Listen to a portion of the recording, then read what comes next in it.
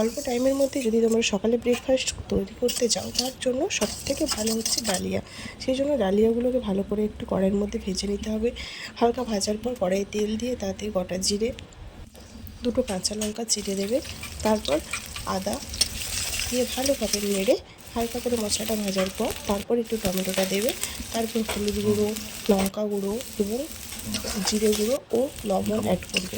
তারপর ভালোভাবে মশলাটা কষিয়ে একটু হালকা করে ভেজে নেওয়ার পর যখন হালকা দেখবে তেল ছেড়ে আসছে, তারপর ছোটো ছোটো স্লাইস করে রাখা আলু এবং গাজর কুচিকে তার মধ্যে দিয়ে ভালোভাবে নেড়ে চেড়ে হালকাক্ষণ ধরে ভেজে নিতে হবে।